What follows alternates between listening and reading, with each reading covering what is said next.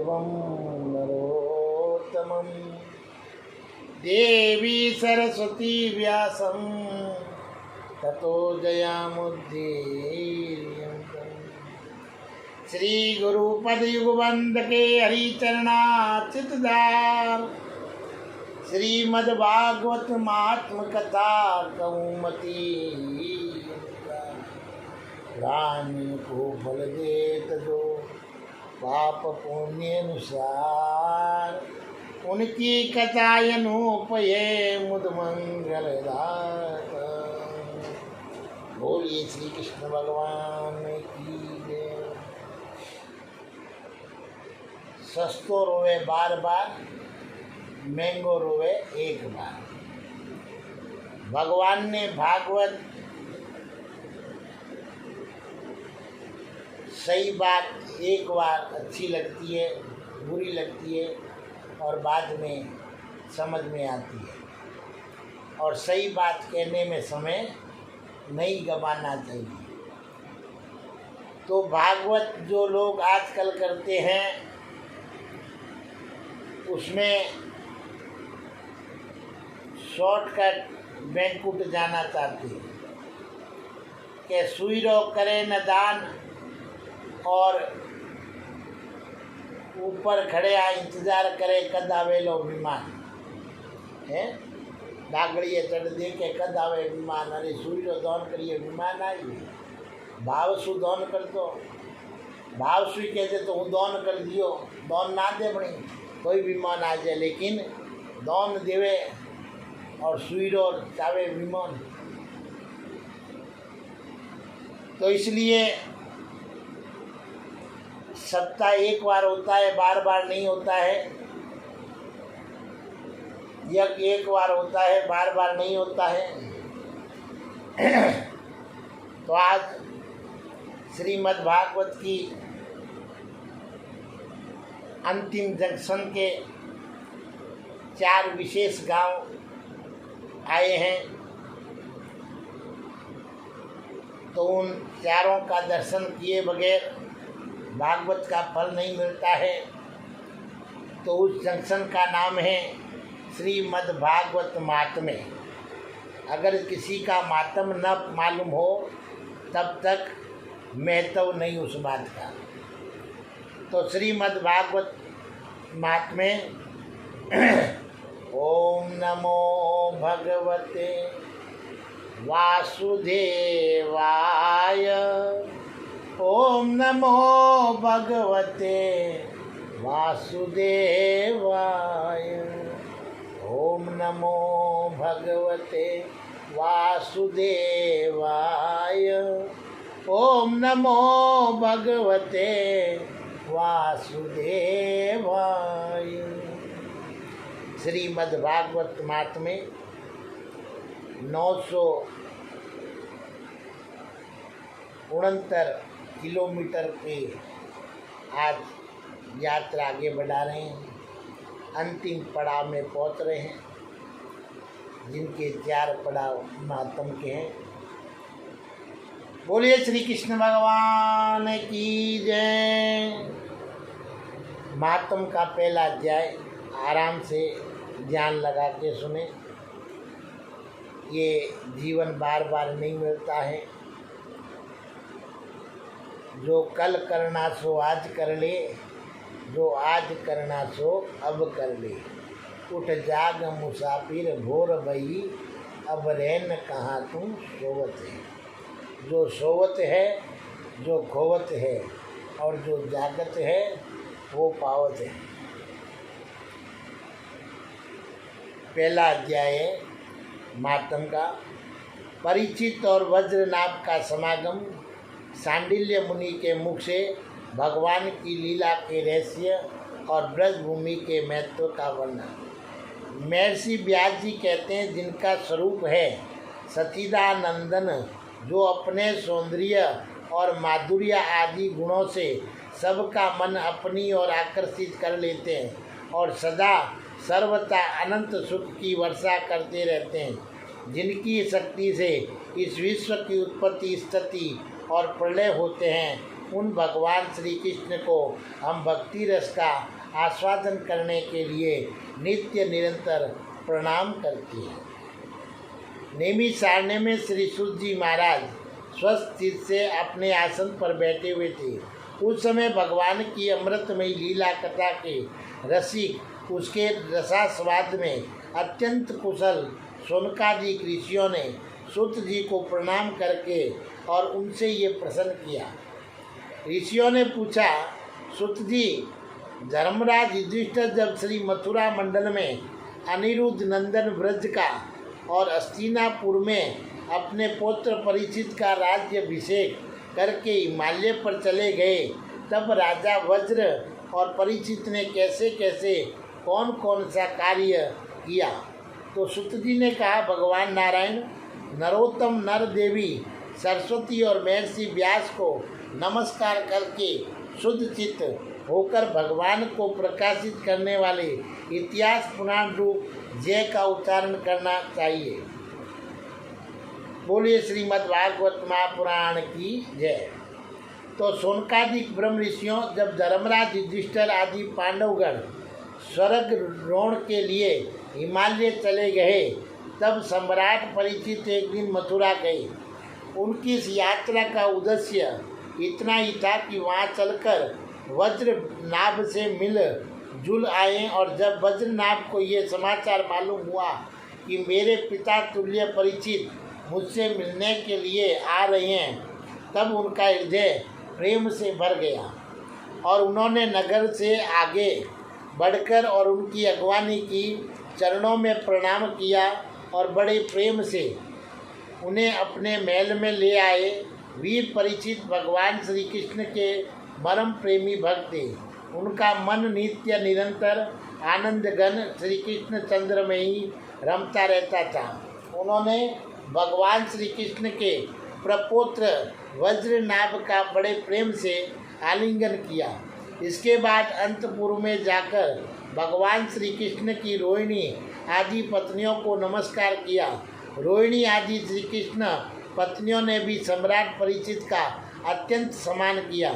वे विश्राम करके जब आराम से बैठ गए, तब उन्होंने वज्रनाभ से ये बात कही। राजा परीक्षित ने कहा, हे तात, तुम्हारे पिता और पिता में होने मेरे पितामह को बड़े संकटों से बचाया है। मेरी रक्षा भी उन्होंने ही की है। प्रिय वज्रनाभ, यदि मैं उनके उपकारों का बदला चुकाना चाहूँ तो किसी प्रकार नहीं चुका सकता, किसी प्रकार भी नहीं चुका सकता। इसलिए मैं तुमसे प्रार्थना करता हूँ कि तुम सुखपूर्वक अपने राज्य में लगे रहो।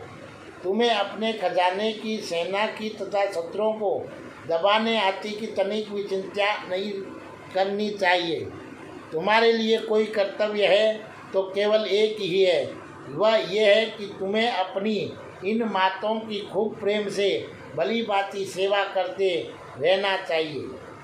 यदि कभी तुम्हारे ऊपर कोई आपत्ति विपत्ति आए अथवा किसी कारणवश तुम्हारे हाथ हृदय में अधिक कलेश का अनुभव हो तो मुझसे बताकर निश्चित हो जाना, मैं तुम्हारी सारी चिंता दूर कर दूंगा।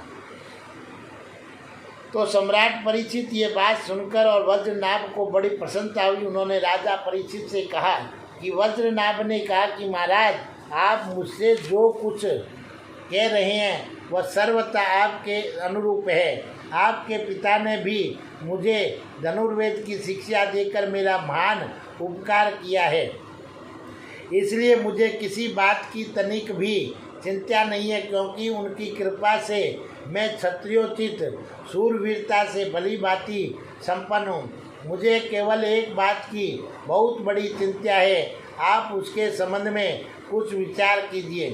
यद्यपि मैं मथुरा मंडल के राज्य पर अभिषिक्त हूँ, तथापि मैं यहाँ निर्जन वन में ही रहता हूँ। इस बात का मुझे कुछ भी पता नहीं है कि यहाँ की प्रजा कहाँ चली गई, क्योंकि राज्य का सुख तो तभी है जब प्रजा रहे। जब वज्रनाभ ने परीक्षित से ये बात कही, तब उन्होंने वज्रनाभ का संदेह मिटाने के लिए महर्षि शांडिल्य को बुलाया। यही महर्षि शांडिल्य पहले नंद आदि गोपों के पुरोहित थे और परीक्षित का संदेश पाते ही महर्षि शांडिल्य अपनी कुटी छोड़कर वहां आ पहुँचे। वज्रनाभ ने विधि पूर्वक उनका स्वागत सत्कार किया और वे एक ऊंचे आसन पर विराजमान हुए और राजा परीक्षित से वज्रनाभ की बात उन्हें कह सुनाई। इसके बाद महर्षि शांडिल्य बड़ी प्रसन्नता से उनको सांत्वना देते हुए कहने लगे। शांडिल्य जी ने कहा, प्रिय परीक्षित और वज्रनाभ, मैं तुम लोगों से व्रजभूमि का रहस्य बतलाता हूँ, तुम दंतचित होकर सुनो। व्रज शब्द का अर्थ है व्याप्ति। इस वृंदावचन के अनुसार व्यापक होने के कारण ही इस भूमि का नाम व्रज पड़ा है और सत्व रज तम इन 3 गुणों से अतीत जो परम ब्रह्मा है वही व्यापक है, इसलिए उसे व्रज कहते हैं और वह सदानंद स्वरूप परम ज्योतिर्मय और अविनाशी है। जीवन मुक्त पुरुष उसी में स्थित रहते हैं। इस परम ब्रह्मा स्वरूप व्रज धाम में नंद नंदन भगवान श्री कृष्ण का निवास है। उनका एक एक अंग सच्चिदानंद स्वरूप में वे आत्मा राम और आत्मा काम है। प्रेम रस में डूबे हुए रसी कंजन ही उनका अनुभव करते हैं। भगवान श्री कृष्ण की आत्मा है राधिका और उनसे रमण करने के कारण ही रहस्य उसके रस के मर्म ये ज्ञानी पुरुष उन्हें आत्मा राम कहते हैं। काम शब्द का अर्थ है कामना, अभिलाषा। व्रज में भगवान श्री कृष्ण के वांछित पदार्थ है गोहें, ग्वाल बाल, गोपियाँ और उनके साथ लीला विहार आदि, वे सब के सब यहाँ नित्य प्राप्त हैं। इससे श्री कृष्ण को आप काम कहा गया है। भगवान श्री कृष्ण की ये रहस्य लीला प्रकृति से परे हैं। वे जिस समय प्रकृति के साथ खेलने लगते हैं उस समय दूसरे लोग भी उनकी लीला का अनुभव करते हैं। प्रकृति के साथ होने वाली लीला में ही रजोगुण, सत्वगुण और तमोगुण के द्वारा सृष्टि, स्थिति और प्रलय की प्रतीति होती है। इस प्रकार ये निश्चय होता है कि भगवान की लीला 2 प्रकार की है, एक वास्तविक और दूसरी व्यवहारिकी। वास्तविक लीला स्वयं संवेद है, उसे स्वयं भगवान और उनके रसिक भक्तजन ही जानते हैं। और जीवों के सामने जो लीला होती है वह व्यवहारिक की लीला है और वास्तविक लीला के बिना व्यवहारिक की लीला नहीं हो सकती। परंतु व्यवहारिक की लीला का वास्तविक लीला के राज्य में कभी प्रवेश नहीं हो सकता। तुम दोनों भगवान की जिस लीला को देख रहे हो वे व्यवहारिक लीला है। ये पृथ्वी और स्वर्ग आदि लोक इसी लीला के अंतर्गत है। इसी पृथ्वी पर मथुरा मंडल है, यही वह ब्रज भूमि है जिसमें भगवान की वह वास्तविक रहस्य लीला गुप्त रूप से होती रहती है। वह कभी कभी प्रेमपूर्ण हृदय वाले रसिक भक्तों को सब और दिखने लगती है। कभी 28वें द्वापर के अंत में जब भगवान की रहस्य लीला के अधिकारी भक्तजन यहाँ एकत्र होते हैं, जैसे कि इस समय भी कुछ काल पहले हुए थे, उस समय भगवान अपने अंतरंग प्रेमियों के साथ अवतार लेते हैं। उसके अवतार का ये प्रयोजन होता है कि रहस्य लीला के अधिकारी भक्तजन भी अंतरंग परिकारों के साथ सम्मिलित होकर लीला रस का आस्वादन कर सके। इस प्रकार जब भगवान अवतार ग्रहण करते हैं उस समय भगवान के अभिमत प्रेमी देवता और ऋषि आदि भी सब और अवतार लेते हैं। अभी अभी जो अवतार हुआ था उसमें भगवान अपने सभी प्रेमियों की अभिलाषा पूर्ण करके अब अंतर ध्यान हो चुके हैं। इससे ये निश्चय हुआ कि यहाँ पहले 3 प्रकार के भक्तजन उपस्थित थे, इसमें संदेह नहीं है। उन तीनों में प्रथम तो उनकी श्रेणी है जो भगवान के नित्य अंतराग पार्षद है और जिनका भगवान से कभी वियोग होता ही नहीं। दूसरे वे हैं जो एकमात्र भगवान को पाने की इच्छा रखते हैं, उनकी अंतरंग लीला में अपना प्रवेश चाहते हैं। तीसरी श्रेणी में देवता आदि है। इनमें से जो देवता आदि के अंश से अवतन्य हुए थे, उन्हें भगवान ने ब्रज भूमि से हटाकर पहले ही द्वारका पहुंचा दिया था। फिर भगवान ने ब्राह्मण के श्राप से उत्पन्न मुसल को निमित्त बनाकर यदुकुल में अवतन्य देवताओं को स्वर्ग में भेज दिया और पुनः अपने अपने अधिकार पर स्थापित कर दिया, तथा जिन्हें एकमात्र भगवान को ही पाने की इच्छा थी, उन्हें प्रेमानंद स्वरूप बनकर और श्री कृष्ण ने सदा के लिए अपने नित्य अंतरंग पार्षदों में सम्मिलित कर लिया। जो नित्य पार्षद है वे यद्यपि यहाँ गुप्त रूप से होने वाली नित्य लीला में सदा ही रहते हैं, परंतु जो उनके दर्शन के अधिकारी नहीं हैं, ऐसे पुरुषों के लिए वे भी अदृश्य हो गए। जो लोग व्यवहारिक लीलों में स्थित है, वे नित्य लीला का दर्शन पाने के लिए अधिकारी नहीं है, इसलिए यहाँ आने वालों को सब और निर्जन वन सुना ही सुना दिखाई देता है, क्योंकि वे वास्तविक लीला में स्थित भक्त जनों को देख नहीं सकते। इसलिए ब्रजनाभ, तुम्हें तनिक भी चिंता नहीं करनी चाहिए। तुम मेरी आज्ञा से यहाँ बहुत से गांव बसाओ और इससे निश्चय ही तुम्हारे मनोरथों की सिद्धि होगी।